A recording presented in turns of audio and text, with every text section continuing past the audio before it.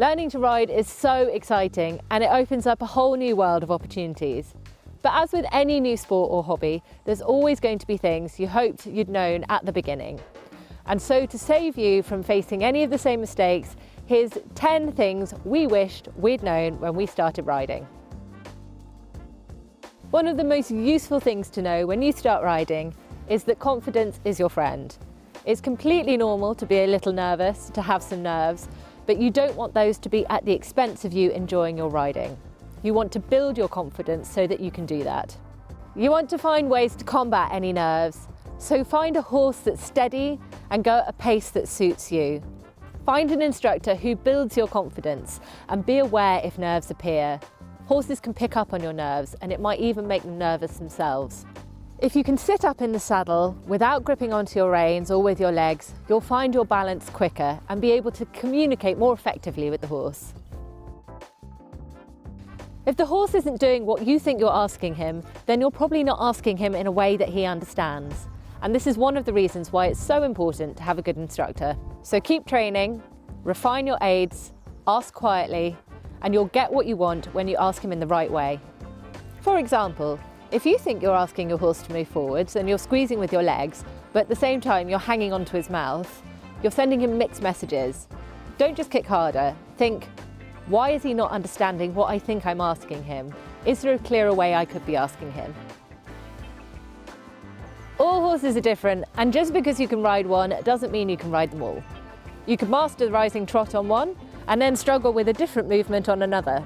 You can find yourself perfectly at home on one horse, but then getting on another one worries you. That's completely normal. You shouldn't feel deflated, and riding lots of different types of horses will make you a better rider. The best riders can ride all sorts of horses. Riding lots of different horses will really develop you as a rider, and you never ever stop learning. You might take 2 steps forwards and then 3 steps back. That's completely normal. Riders spend their whole lives trying to perfect the way they ride and communicate better and better with their horses. The best riders in the world are still training and perfecting their craft. So sure, you can learn to walk, trot, canter and jump on a variety of horses, but it never stops there. There's always more to learn. There's going to be good days, there's going to be bad days, but be curious. Watch the best riders in the world, learn from them and learn from the best instructors that you can find, but most importantly, enjoy it. Riding is a risk sport. Falling off is part of that, and if you want to ride but never fall off, you're going to be disappointed. The best riders in the world fall off too. Horses are unpredictable, but there are steps you can take to help keep yourself safe and in the saddle. However, there can be times when, as we said, horses are unpredictable and things can happen. It could be spooked by something, it might stop jumping, and you might find yourself hitting the deck. That's part of riding, and that's why we recommend that you wear a properly fitted, up to standard hat and body protector. Horse management develops all the time as research progresses and veterinary experts learn more and more about how a horse functions and what he needs.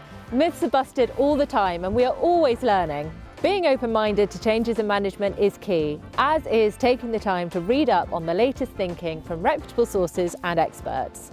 There is a lot of misleading advice on social media. You need to avoid that. Like anything, take your advice from reputable sources and experts. Different horses have different strengths and so do different riders. Like anything, it's meant to be fun, so find the thing that you and your horse enjoy doing.